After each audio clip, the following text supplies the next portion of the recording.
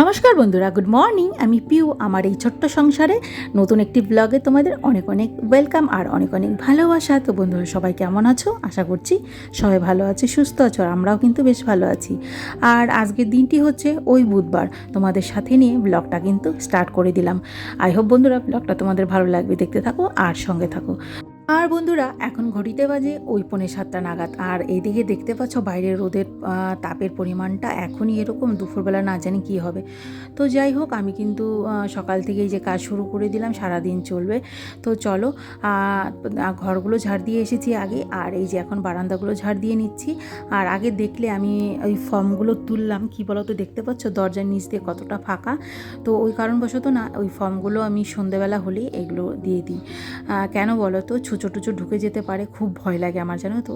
ওই কারণবশত না শুধু ছুঁচোর ভয় না, আরও অনেক পোকামাকড়ের ভয় লাগে আমার, তাই জন্য আমি ওরকম গ্যাটিস দিয়ে রাখি। তো যাই হোক, আর তারপরে এই যে রান্নাঘরের জানলাগুলো খুলে দিলাম। তারপরে এখন একটু ফ্রেশ হয়ে নিব, আগে ব্রাশটা করে নিই বন্ধুরা।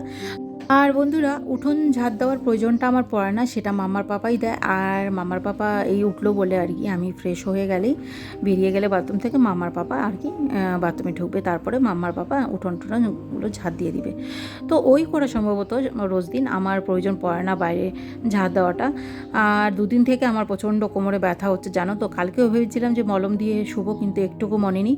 আর ব্যথাটা এমনি বুঝতে না পারলেও যখন সোজা হয়ে দাঁড়াবো না, এমন একটা ঝাটকা দেয় কোমরে, মানে কি বলবো।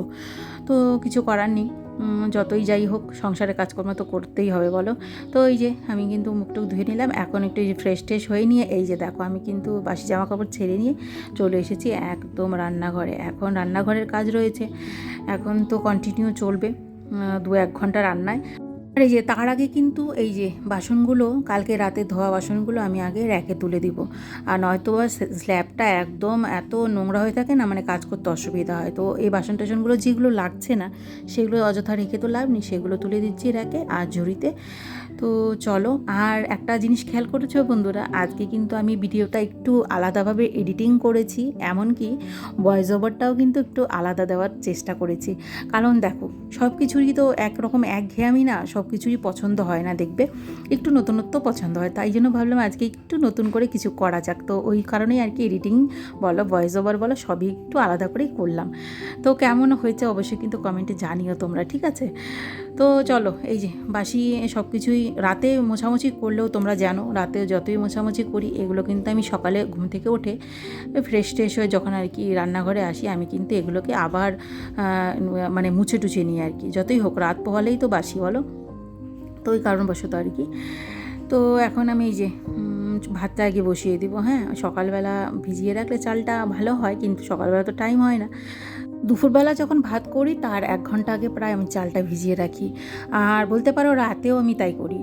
সন্ধ্যের দিকে যখন চা খাই বা অন্য কিছু খাই, তখন চালটাকে না ভিজিয়ে রেখে যাই। তাহলে কি বলো তো, ভাতটা টাইমও লাগে না আর গ্যাসটাও বাঁচে। আর ভাতটা ওই বলি দেখতেও সুন্দর, একদম বিরিয়ানির মতন, বিরিয়ানির চাল যেরকম হয় সেম ওরকম হয়। তো মাম্মাকে যখন দিই না ভাতটা, মাম্মা বলে কি, মা এটা দিয়ে তো তুমি বিরিয়ানি করতে পারো। তো এরকম বলে আর কি। ভাবছি যে দেখি একদিন করব বাড়িতে। অনেক দিন আগে তো 1 বছরের বেশি হবে করেছিলাম। যাই হোক, ওই দিন আর কি নতুন করেছিলাম, তখন ওদিন অতটাও ভালো হয়নি। ভেবেছি মশলাগুলো এনে না এবার করব একদিন, ভাবছি। তো এই যে কী রান্না হবে, এই যে ভাত বসিয়ে দিলাম, দেখলে কড়াইও বসিয়ে দিলাম। আর এই যে ট্যাংরা মাছ, ট্যাংরা মাছটা বেশি বড় না যদিও, ছোট ছোট ট্যাংরা। আর চলো কি করব দেখাচ্ছি। এই যে একটু আলু দিয়ে করব ট্যাংরা মাছ, সর্ষে বাটা দিব। আলু যেহেতু আমি খেতে ভালোবাসি, সেহেতু আলুটা দিই আর কি। মামার পাপা একটা আলুও খায় না। এতগুলো আলু আমি দিচ্ছি না ট্যাংরা মাছে, 2টো সবজির জন্য রেখেছি। এই যে আর থেকে একটু আলু করব ওই ট্যাংরা মাছে দিব।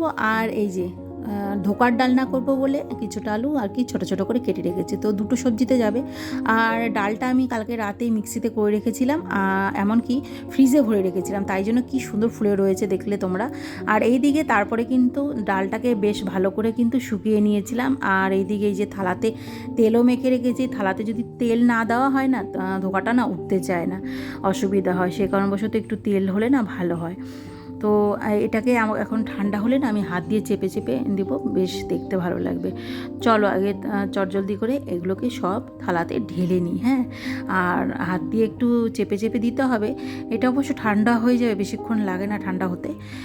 আর এই যে দেখো, দেখেছো কতটা সুন্দর লাগছে দেখতে। এখন এগুলোকে সুন্দর করে পিস পিস করে কেটে নিব। বেশি বড় বড় করব না ভাবছি। এর আগে একদিন করেছিলাম, সেটা অনেকটাই বড় বড় হয়েছিল বলতে পারো, কাজু বরফির মতন। আর আজকে একটু ওই নিমকির সাইজে রাখবো। এদিকে ধোকাগুলো কাটতে গিয়ে দেখছি যে আমার কড়াই কামাই যাচ্ছে, আর আমার সময়টাও নষ্ট হচ্ছে, প্লাস গ্যাসও নষ্ট হচ্ছে। তো সেই কারণ না আমি ভাবলাম যে না, সময় নষ্ট করেও লাভ নেই, প্লাস গ্যাস নষ্ট করেও লাভ নেই। তাহলে মাছগুলো ভেজে ফেলি, এটাই যখন রেডি হয়ে আছে তাহলে মাছগুলো আগে করি, ধোকাগুলো পরে ভেজে নেব। আর এদিকে আমার ভাত প্রায় হয়ে এসছে, ভাতটা একটু পরেই নামাবো, এই ধরো 1 মিনিট পরে, এই দেখতেই পাচ্ছ। এর থেকে আর বেশি হলে পরে একদম খিচুড়ি হয়ে যাবে। এদিকে মাছ ভাজার পরে কিন্তু এই আলুগুলো ভালো মতো ভেজে নিয়েছি, আর এই যে সর্ষে বাটাটা দিয়ে দিলাম বন্ধুরা, ট্যাংরার ঝাল হবে। তো এই যে দেখো, আলু কিন্তু বেশ দিয়েছি, ওই 4-5টের মতন পিস আর কি। তো মামার বাবা কিন্তু একটাও পাতে নেবে না, ঠিক আছে, আমাকেই খেতে হবে সবার। এই যে মাছগুলো দেখো কতটা সুন্দর লাগছে। সকাল সকাল উঠে কিন্তু সব কিছু স্টার্ট করলাম করা, কিন্তু তাও কোন দিক থেকে টাইম বেরিয়ে যায় বোঝাই যায় না। আর এদিকে 10:10টা বেজে গেছে, আমি কিন্তু দুটো কড়াইতে না রান্না বসিয়ে দিই। এতক্ষণ এটার মধ্যে হলো ওই মাছটা, এখন হচ্ছে এই যে করলা ভাজি, আর এটার মধ্যে হচ্ছে ওই ঢোকার ডালনার মানে ঝোলটা ইসে হচ্ছে। আর এদিকে মামার পাপা দেখো মাংস আনতে চলে গেল, এই যে বাটি টাটি দিয়ে এগুলো ভরে রাখবো। আর এর তরকারিটা জাস্ট দেখাই তোমাদের, গ্যাসটা দিই। এই যে দেখো, এই হচ্ছে গিয়ে ট্যাংরা মাছের সর্ষে বাটা দিয়ে করলাম, সর্ষে আর একটু পোস্ত বাটা দিয়ে করলাম। আর এই হচ্ছে গিয়ে ভাত, আজকে একবার করা হয়নি, আজকে দুপুরবেলা আবার করবো। আর এই যে ধোকাগুলো দেখো একদম ছোটো ছোটো নিমকির মতন করেছি। তো এগুলোই এখন রান্না হবে, আর মাংসটা হবে। চলো মামার পাপাকে ভাতটা বেরিয়ে দিয়ে যাবে। আর দেখবে বন্ধুরা, সবসময় না একরকম খাবার খেতেও ভালো লাগে না, ওই একরকম ছোলার ডাল, একরকম মটর ডাল ভালো লাগে না। তাই এরকম মাঝে মধ্যে করলে পরে না বেশ লাগে খেতে, কিন্তু আর ঢোকার ডাল না খেতে কিন্তু দুর্দান্ত লাগে। তারপরে চলো বাইরের একটু ওয়েদারটাও দেখাই। এই যে দেখো, আজকে কিন্তু একটু আকাশটা মেঘলা দেখতে পাচ্ছ। বেশি জামা কাপড় নেই, আমার অল্প একটু জামা কাপড় ছিল, সেগুলো আর কি ওই যে দেখতেই পাচ্ছ ধুয়ে দিয়েছিলাম। আর কি বলো তো, জানি না বৃষ্টি হবে কি না। আর প্রচণ্ড হাওয়া দিচ্ছে, দেখতে পাচ্ছ, খুব হাওয়া দিচ্ছে। কিন্তু চা বানিয়ে দেবো, অনেকটা বেলা হয়ে গেছে, চা খাওয়া হচ্ছে না আমার, পুরো 11টা বেজে গেছে। এটা সেটা করতে করতে না অনেকটা টাইম হয়ে গেল। চলো ছোট্ট করে চাটা বানিয়ে নিই, অলরেডি বসিয়ে দিয়েছি যদিও। তো এখন মামার জন্য মাংস নিয়ে এসেছে, আর ধুয়ে আগেই রেখেছি চা বানানোর আগে। তো ওইটাকে ধুয়ে গরম জলে রেখেছিলাম, আমি যেটা সবসময় করে থাকি। সে যেই মাংসই হোক, মাটন হোক বা চিকেন হোক, আমি গরম জল আগে দিয়ে রাখি কিছুক্ষণ। তো যাই হোক চলো, আর এইদিকে এই যে চলো এখন ম্যারিনেশনটা করে রাখবো। চলো মশলাপাতি সব রেডি। এই যে একদম ফ্রেশ করে ফ্ল্যাশ লাইটটা দিই, এই যে ফ্রেশ করে ধুয়ে নিয়েছি। আর এই যে মশলা, আর এই যে হচ্ছে বাটিতে নিয়ে নিয়েছি। আর এই যে দেখো টক দইটা, এটা দিয়ে এখন সব মিক্স করবো। এটা একটু পরে জল দিয়ে ধুয়ে দিব, আগে এগুলো এই হচ্ছে গিয়ে। তারপরে টক দই দিলে তোমরা সবাই জানো, মানে চিকেন হোক মাটন হোক খেতে দুর্দান্ত হয়। তো এই হলো মশলা, সব মিক্স করে নিয়েছিলাম আমি আগে থেকেই। আর এই হয়ে গেল কাঁচা তেল।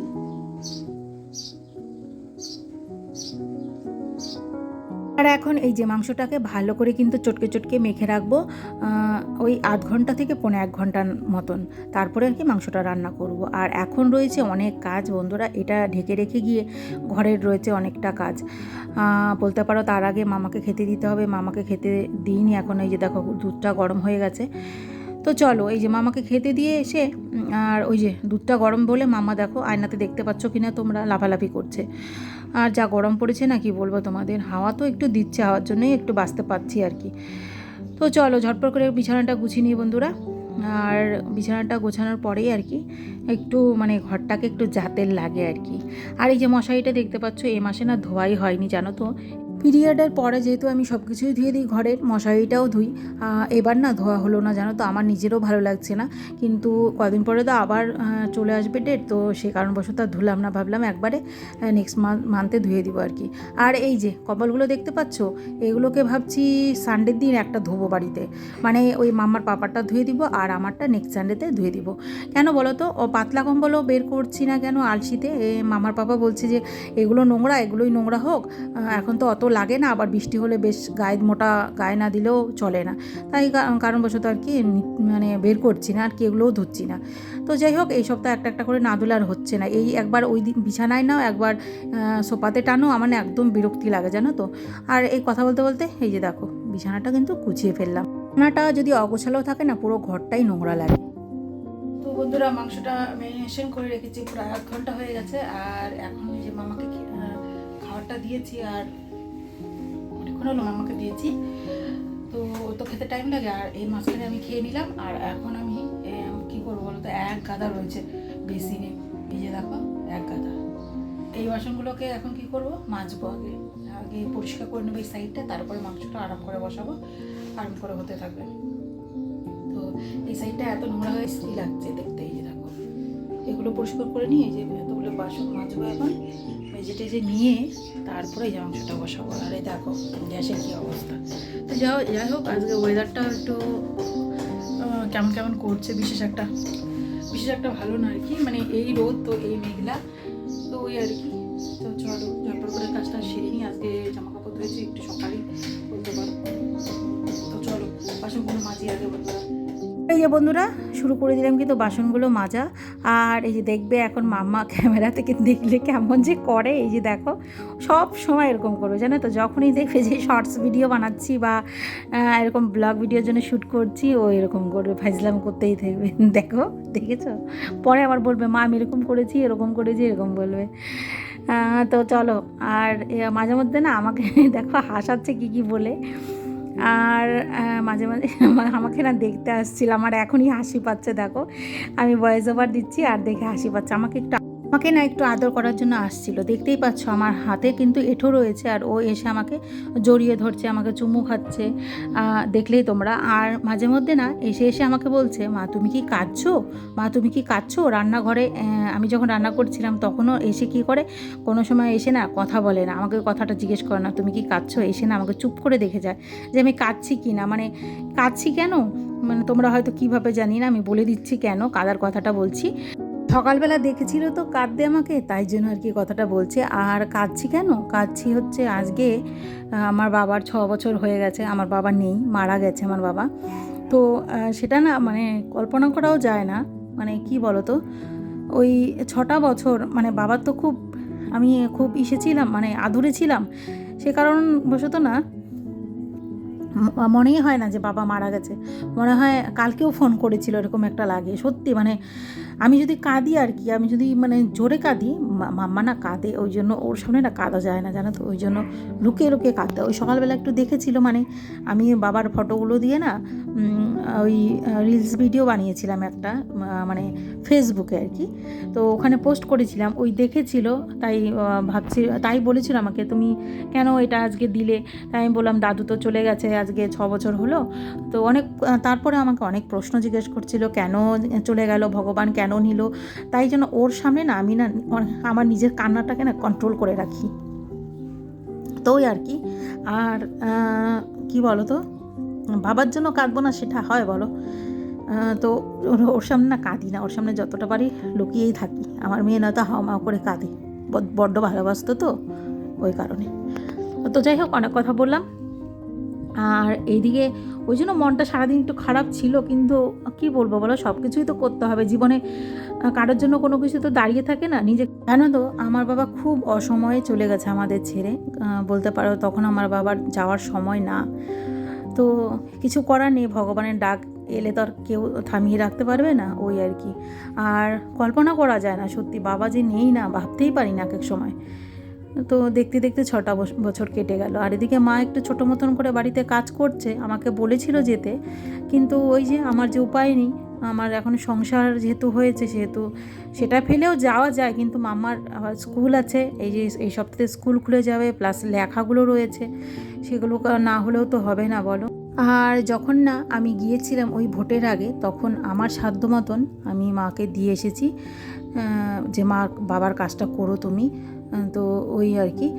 তো চলো, কথা বলতে বলতে অনেক কিছু বলে ফেললাম বন্ধুরা তোমাদের সঙ্গে। আর কথা বলতে বলতে কিন্তু এদিকে মাংসটা কষানো হয়ে গেল, ইভেন ঝোল দেওয়া হয়ে গেল। আর মেয়ে আবার বলেছিল যে মা আমার জন্য একটু কষা মাংস রেখো, তো ওই দেখলে তোমরা কষা মাংসটা মাম্মাকে দিয়ে এসেছিলাম। আর এদিকে দেখতে পাচ্ছ পুরো কড়াই টড়াই কিন্তু মাজা কমপ্লিট হয়ে গেছিলো, কারণ রান্নাটা সেরে নিয়ে আমি কিন্তু একটু টাইম বসেছিলাম, মানে একটু টাইম বলতে ওই 15 মিনিটের মতন হবে। এই 15 মিনিটে কিন্তু আমি ঘর দুটো মুছেছি, বসা না অ্যাকচুয়ালি কাজই করেছি। ঘর দুটো মুছলাম, প্লাস মাম্মাকে স্নান করালাম, এগুলোও তো একটা কাজের মধ্যেই পড়ে নাকি। ওই ধরো 5 মিনিট নাগাদ বসেছিলাম কি না তাও সন্দেহ, তো ওইটুকুনি একটু মোবাইল নিয়ে বসছিলাম, তো এডিটিং একটু বাকি ছিল, তো ওইগুলো করতে বসছিলাম আর কি। তো যাই হোক, আর এখন এই যে ঘরটা, রান্নাঘরটা আর কি মুছে নেব, কারণ ওই ঘরগুলো আগেই মুছেছিলাম, শুকিয়েও গেছে। তো চলো এখন এই যে স্নান করার পালা, আমি স্নানটা সেরে নিব। আর অনেক দেরি হয়ে গেছে জানো তো বলতে গেলে আজকে। তো চলো, এই যে শ্যাম্পু করলাম আজকে বন্ধুরা, বুধবারে শ্যাম্পু করি আমি, বুধবার আর হচ্ছে রবিবারে, কারণ বৃহস্পতিবার আমরা শ্যাম্পু করি না, বুধবারে করি শ্যাম্পু, আর এক রবিবারে। তো চলো জামা কাপড়গুলো এখন শুকোতে দিই। আর দেখছো বাইরে কি পরিমাণে হাওয়া হচ্ছে, একটু আগে কত মেঘলা ছিল আকাশটা, মনে হচ্ছিলো তখনই নামবে বলে, আর এখন দেখো। তো এগুলো শুকিয়ে গেছে, এগুলো এখন আমি নিচ্ছি না, নিব একটু পরে পুজোটা দিয়ে। পুজো এগুলো একটু পাল্টে দিচ্ছি, উল্টে পাল্টে। মামার প্যান্টটা ওই এমনি শুকিয়ে গেছে, ওই এলাস্টিকের জায়গাটা না শুকায়নি দেখলাম, তাই জন্য ভাবলাম যে থাক আর একটু পুজোটা সেরে নিই। আর এই যে চলো গাছের ফুলগুলো আমি তুলতে যাচ্ছি, গাছে এত সুন্দর ফুল হয়েছে না কি বলবো। পিঙ্ক কালারের ফুলটা গোপাল সোনাকে দিই, আর লাল ফুলটা কম দিই, লাল ফুল অ্যাকচুয়ালি দেওয়া চলে না, তবুও মাঝে মধ্যে একটা ইচ্ছা করে, তো আমার ইচ্ছা করে দিতে, তো ওই জন্য দিই। আর দেখাচ্ছি তোমাদের ফুলগুলো, এই যে দেখো, দেখেছো, এগুলোই এখন পুজো দেওয়া হবে। তো বন্ধুরা চলো, নেক্সট ব্লগে আবার দেখা হচ্ছে, সবাই ভালো থেকো, সুস্থ থেকো, টাটা।